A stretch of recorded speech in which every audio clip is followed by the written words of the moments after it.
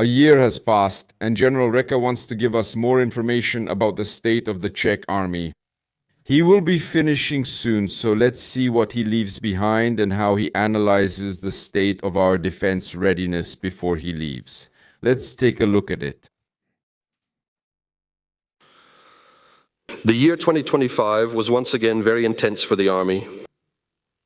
In a complex security situation, we carried out a number of important tasks in favor of our country's defense. We strengthened the readiness, deployability, and sustainability of our units and prepared the defense of the Czech Republic within the framework of the collective defense of the North Atlantic Alliance. We dealt with testing defense plans, mobilization concepts and reserves, mobilization supplies, and operational preparation of the state territory, support for the host nation, digitization of command and control, testing the functionality of command posts, integration of communication and information systems, and many other related matters. I apologize, I should be listening to what General is saying, but instead I'm studying how the gentlemen dealt with their hairlines, and I have to say, this gentleman handled it quite interestingly, but Reka is more of my role model. Anyway, now I'll pay attention to what he's saying. We have devoted considerable effort to stabilizing and developing our personnel, and we have continued to modernize and build the capabilities of our Army. But above all, we trained intensively.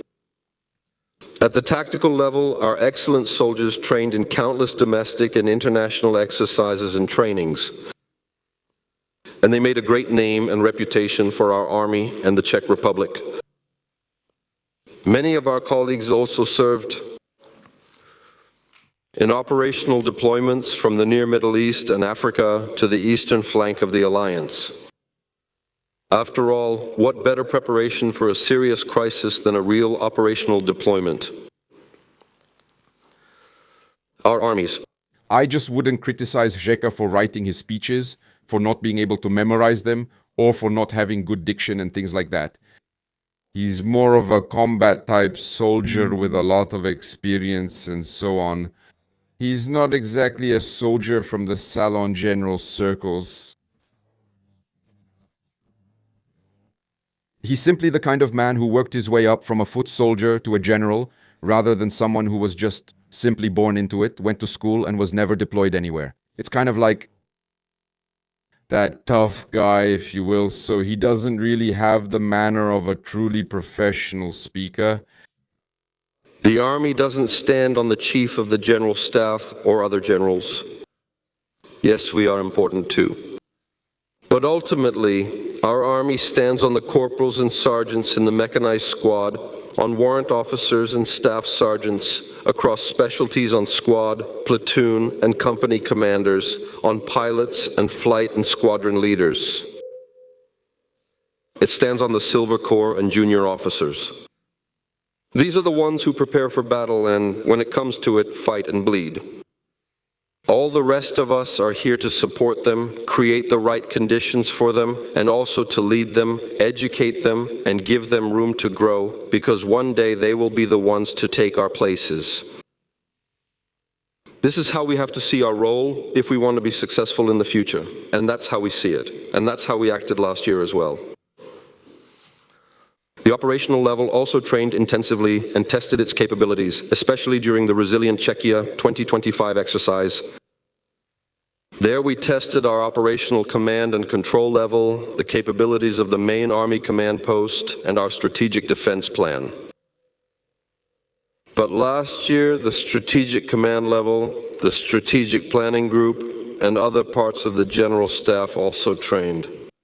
And that was during the Crisis Management Exercise 2025 and SNAPEX exercises, during the preparation, management, and evaluation of the Resilient Czechia exercise, but also during various interdepartmental workshops, seminars, and countless other activities. However, we did not limit ourselves to the Army. We initiated the involvement of several other ministries, state institutions, and non-governmental organizations. Not because it is the Army's role, not because someone ordered us to, or because someone led us to do it. It was because we identified a need, we didn't wait, we took the initiative, and we did the right thing. That was a chat generative pre-trained transformer statement. That was the phrasing. Now it was said. Maybe that's just how people talk, but I doubt it. No, I refuse. We assumed leadership and responsibility as it should be. If not now, then when? If not us, then who? Everything we emphasized last year is related to combat readiness, the preparedness of the Army, and the country's defense capability. I've always emphasized the Army's combat readiness and preparedness. It is my highest priority and goal, and it is why our fellow citizens need us, why they support us, and why we all pay for the Army. All other roles and activities of the Army can be secured in other ways. Everything can be outsourced in some way. Soldiers aren't required to clear mud after floods. The Czech Republic police can reportedly be reinforced in other ways when securing the state border. Support for our high-quality and professional fire rescue service also doesn't depend on soldiers, especially since we have a number of volunteer firefighters that is several times higher than the number of professional soldiers and active reserves combined. Yeah, it makes sense that soldiers should probably spend less time just standing around or cleaning something up somewhere and more time preparing for defense. On the other hand, when soldiers come to help during floods, it's good publicity for the Army. So I wouldn't completely dismiss it here. It's the same with the air rescue service, which we provide so selflessly and with such quality. However, where the Army is truly unique and irreplaceable is in fighting a technologically advanced adversary in the form of a state actor and in deterring such an adversary. No one else but the Army can provide that. That is our main role and the task that arises from the defense strategy of the Czech Republic. The point is to avoid war in the first place, so that we can protect our fellow citizens from it. And we are supposed to avoid it as part of NATO's effective collective deterrence. Because if we fail to avoid war and end up in it, it's already a half defeat for everyone, no matter which side we're on.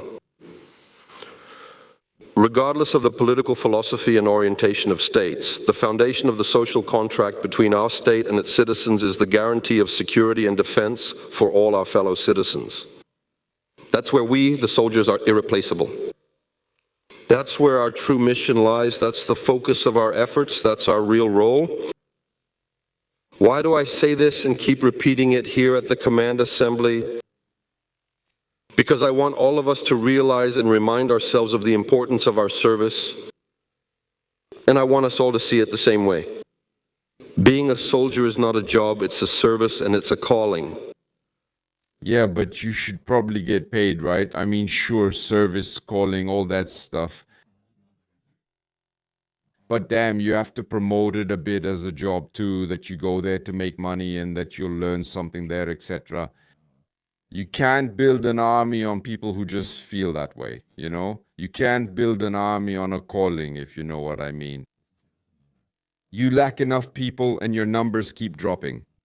Not enough men are being born. And women are fine in the army, but more as support.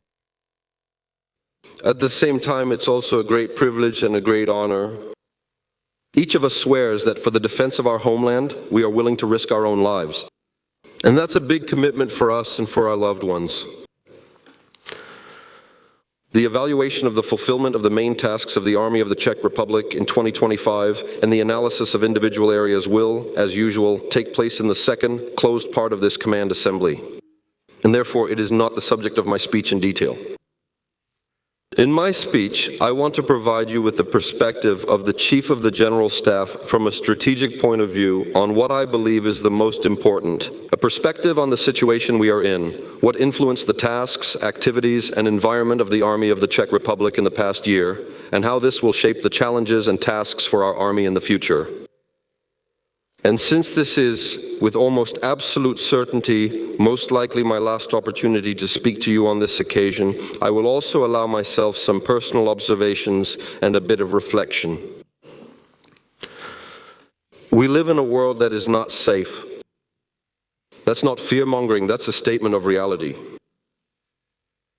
We don't want to scare our fellow citizens, but we also must not lie to them or obscure reality. Yes, that's right.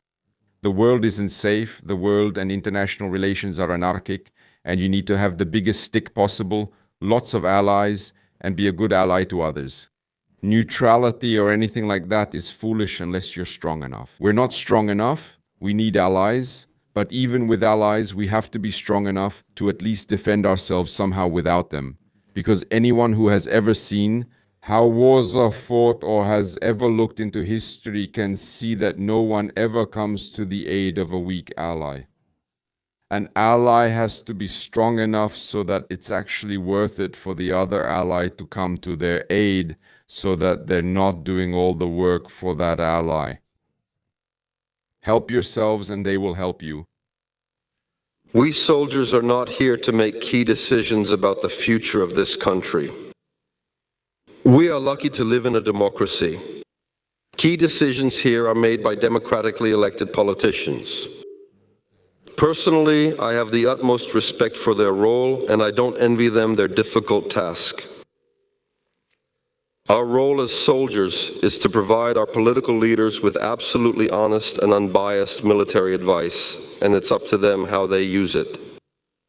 The words honest and unbiased are key. I tried to provide that as the Chief of the General Staff of the Army of the Czech Republic, and I expect the same from each of my successors, whoever that may be. It's not about what someone wants to hear. It's about how we evaluate things and what we honestly think. And having the courage to say it clearly, even if it won't be welcomed. Anyone with a general's rank should be able to do that. If he is not able to do that, he does not deserve that rank, because he is not able to fulfill the basic role of a military leader in a democratic country. Yeah, it's true that a general is partly a soldier and partly, well, not a politician, but he's kind of a bridge between politics and the army. And so he should be able to speak both to soldiers and to politicians. And he definitely should never put his personal gain or some relationship with a politician or looking good above the abilities of the army. Yeah, when Babiš wants to hear that the army is fine and only needs 1.5% of gross domestic product, there shouldn't be a single general who stands up and says, yes, Mr. Babiš, 1.5% of gross domestic product is enough. We're ready. Look, we have a militia. Yeah, with sticks. All generals, regardless of their political views, should simply work for the army and say, no, 1.5% is not enough. Ultimately, the government, not the army, is responsible for defending the country. The army is just one of the state's tools for ensuring defense, although at certain stages it's the key one. It's up to the government how it decides and what risks it takes. But it's important that we take risks consciously, that we manage them, and that any government is able to take responsibility for them. And we as soldiers must not be afraid to point out the risks.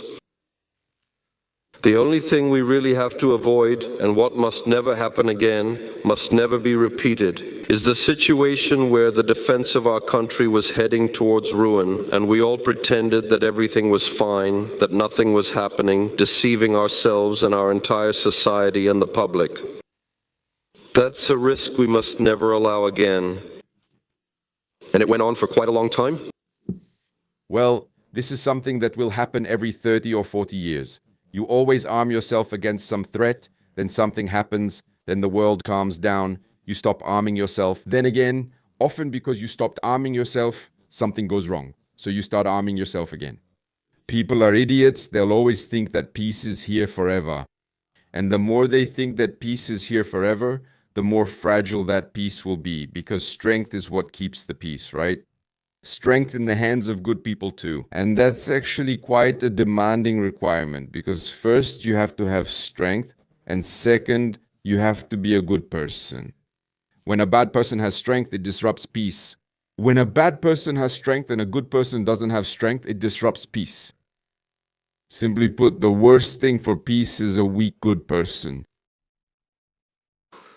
Now, I would like to comment on the security situation because it has shaped and continues to shape our role, our tasks, and the environment in which we fulfill them. Europe is experiencing a major war. Today, with its length and suffering, it matches the First World War, which at the time was called the Great War, because no one could imagine that there could ever be an even bigger one. Or also the so-called Great Patriotic War. It's actually even longer now, which is a purposeful historical construct of Russia, which eventually started the war on the European continent again. Also, in terms of its destruction, the current war in Europe matches these historical examples. It's as clear as day who the aggressor is and who the victim is. It has never been as clear as it is now how things really are. Nevertheless, also due to the long-term hostile hybrid actions of the aggressor against our society, and not just ours. Sometimes we can observe debates about guilt and innocence, relativizing the current situation, and obscure proposals for solving the current complex situation. And I probably don't need to remind anyone here that we all wish for peace, and I think the Ukrainians most of all. Russia will continue to influence our society in this way during any future crisis as well. And it keeps doing it, and it does it continuously. When it comes to our own future, and it is about our future in Ukraine as well, Russia will try to destabilize us, divide us, and paralyze us on a social and political level before resorting to military means. This is absolutely true. In fact, we've been able to see this all along. We could see it in Georgia, in the Czech Republic. It was the first major hybrid operation of the Russian Federation. The No to Bases campaign, which prevented the construction of the American missile defense radar in the Czech Republic, which now stands in Romania during COVID. So again, the Russians were playing chess with their Sputnik, and at the same time, they were fueling anti-vaxxer tendencies. So in this regard, Russia used every crisis or anything to sow discord or to create problems.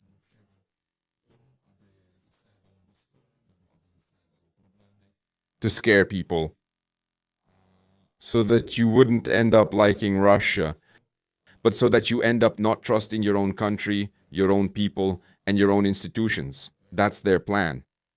And they've been doing it for a long time, for the last 25 years. They attacked Estonia like this. They interfered in Romania and Moldova like this. Plain and simple, it's a pattern they always follow.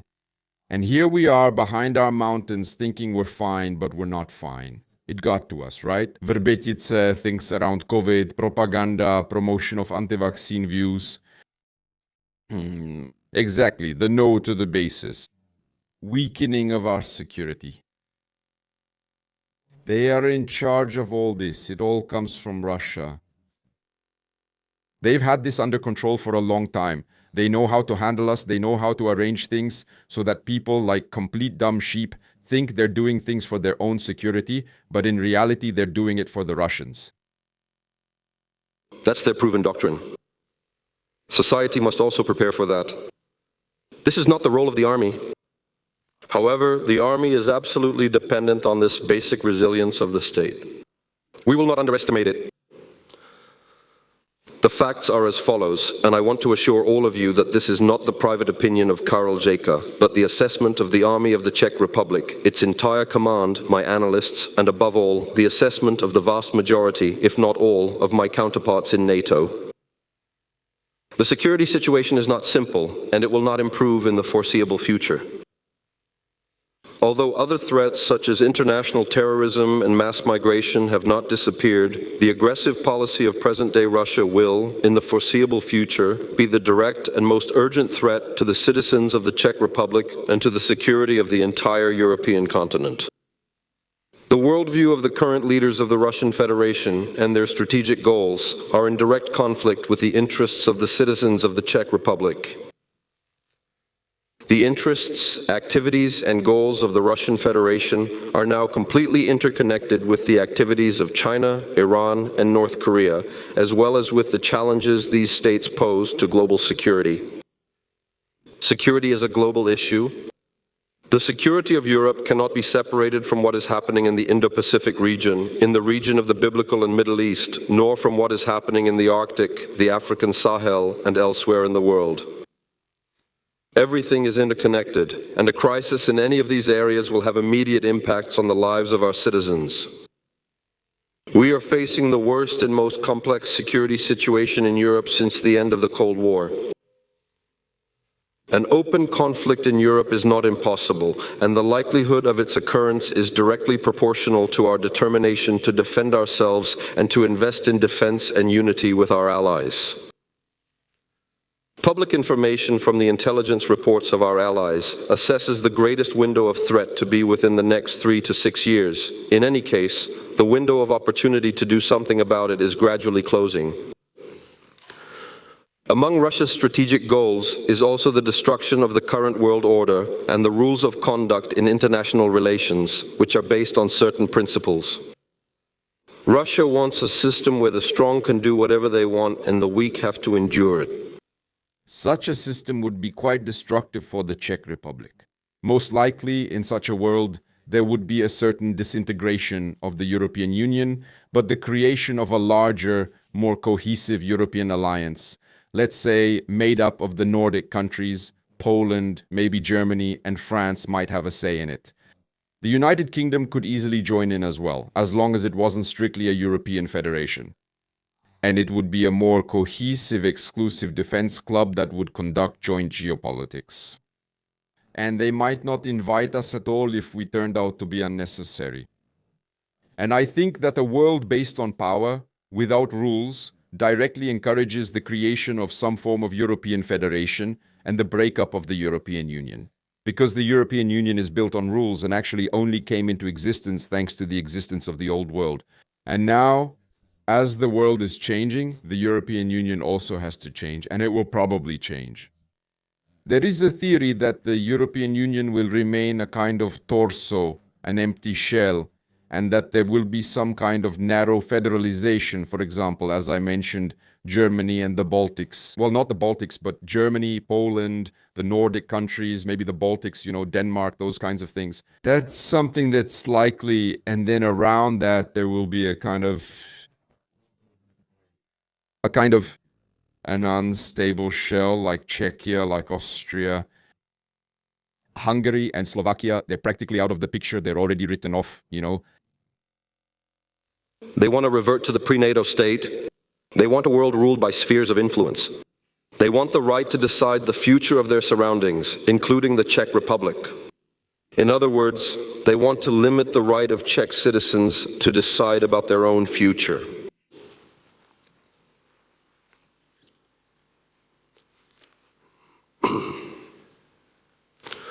Russia is attacking our freedom and sovereignty.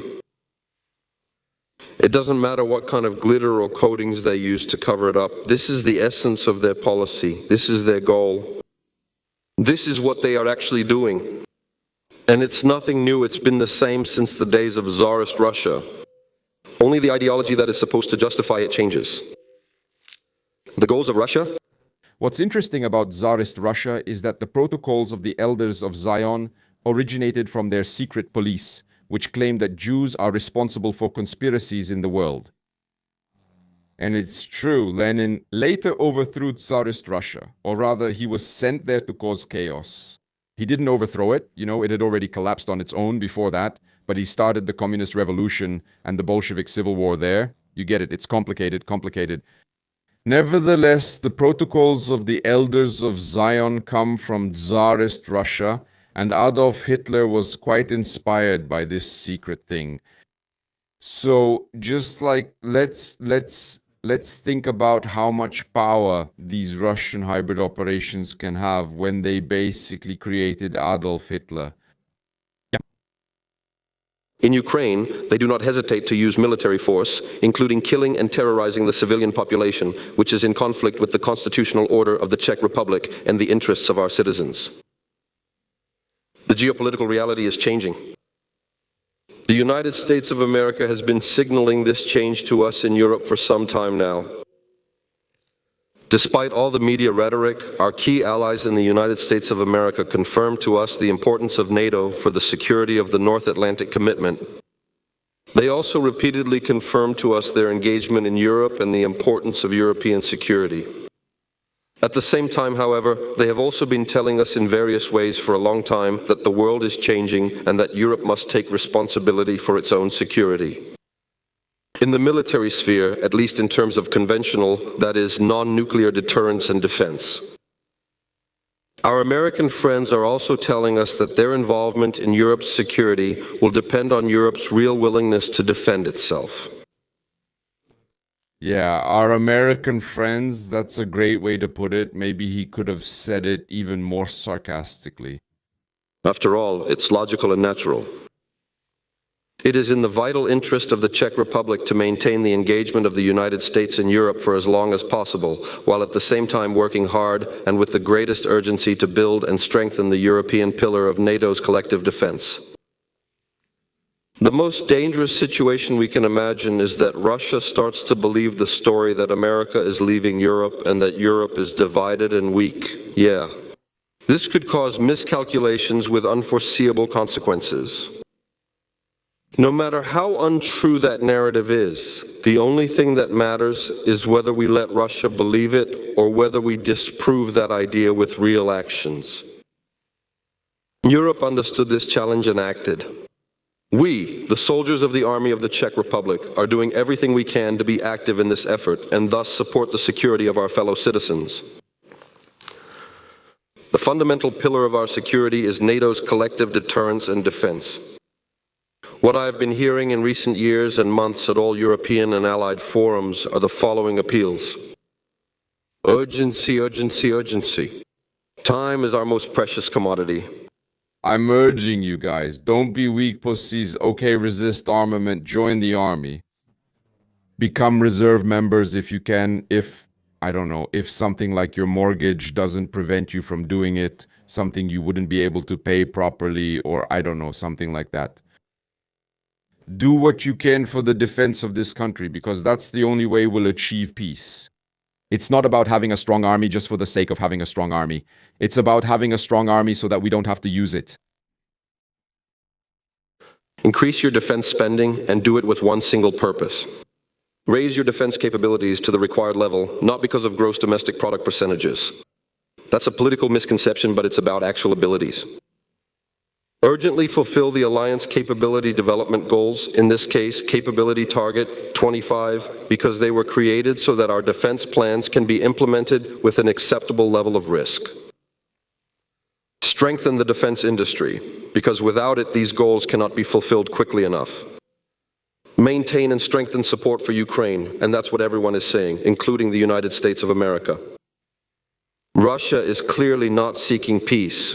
We must prepare for a prolonged conflict, which probably won't end even if an early ceasefire is achieved. And of course, that's what we all wish for. Yeah, and for defense, it's important not only to have a strong army, but also to have strong intelligence, strong education, and strong reconnaissance. And what costs nothing, what costs no one anything, neither time nor money, is not joining the army. Not becoming a police officer, not funding intelligence, not giving money to Ukraine.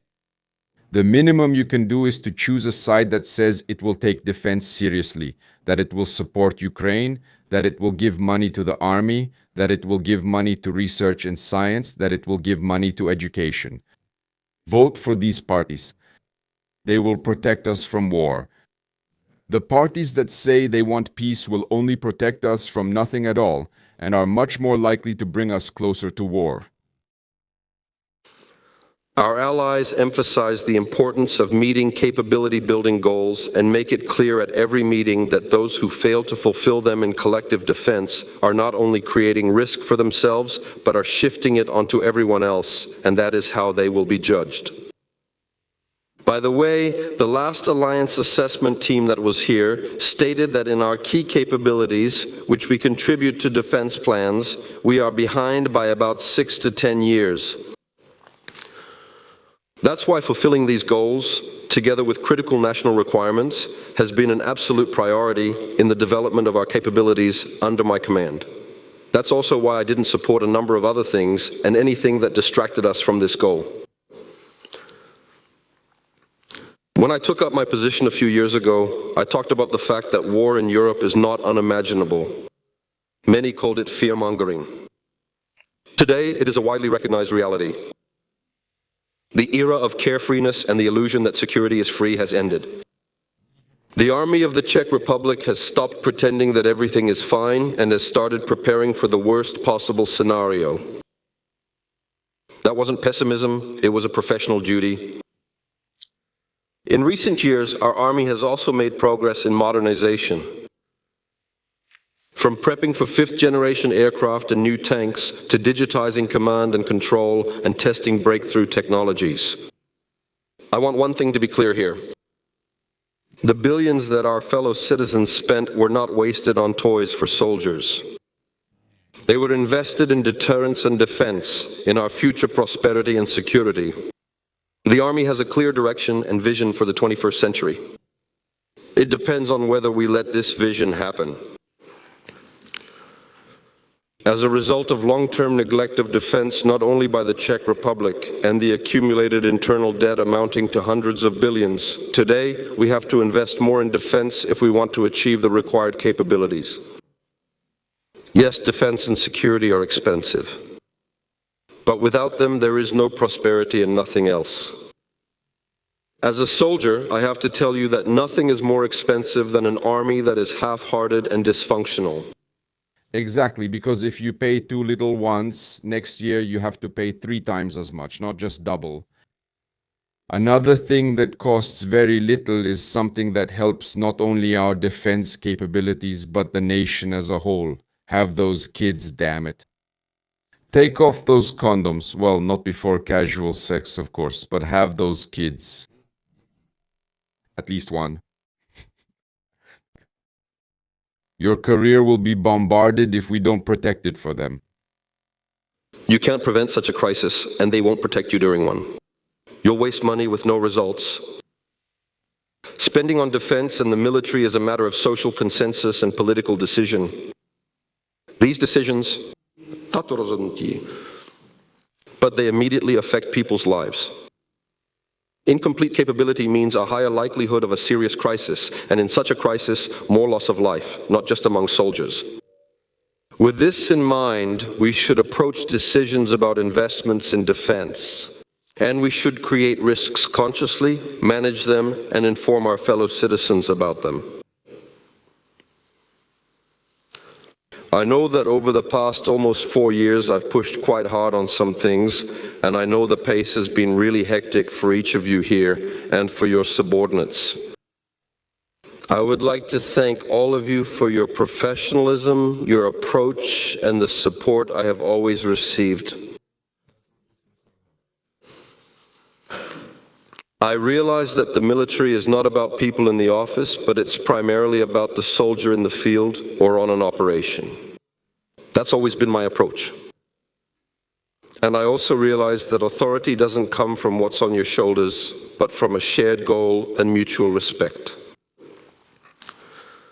My goal wasn't to be liked. My goal was not to sugarcoat things. I will leave the Army with a clear conscience, having truthfully informed both the Army and the public.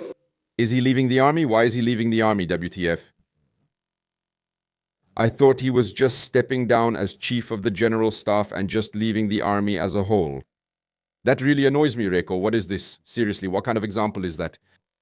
What kind of example is that? He literally says, we have to build up the Army, and then he says he's leaving? How many kids do you have? None. Where would I get them, for heaven's sake? I believe that society will understand today's challenges and will maintain continuity in the modernization and building of a capable army of the Czech Republic. Be honest with your superiors at all costs, strict with yourself, and loyal to our country. Our work never ends. Thank you all for your service. I am incredibly proud of you and all the soldiers of the Army of the Czech Republic. And this concludes my report. Oh, that was nice. Well, it wasn't very encouraging, was it? it was actually kind of depressing, but look what I was saying here. In a way, you can take it as some kind of parody, but in the end, it was the truth, and nothing but the truth, right? Because everyone has to do the best they can to protect peace.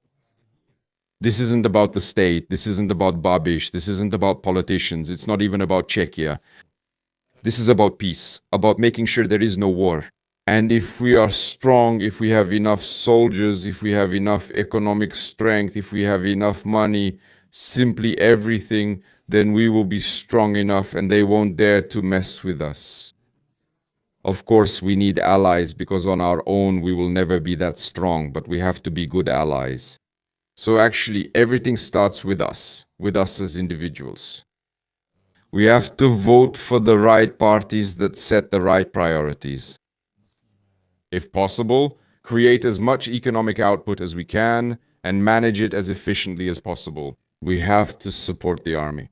We have to prepare ourselves in some way if it's within our means, but it's enough, for example, if you counter the effects of the Russian hybrid war by not being afraid to talk to people who are its victims.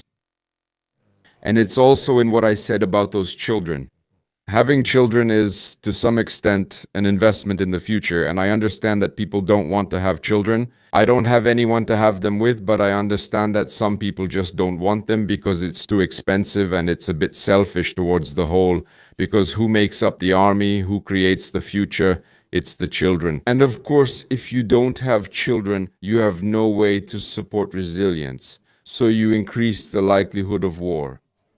War is caused by the weakness of good people and by irresponsibility, and the fact that they do nothing, by inactivity. So that's it. Look, find yourself a girl, have kids so you can support the defense capability of the Czech Republic. That's the national plan. Go have sex. Thank you.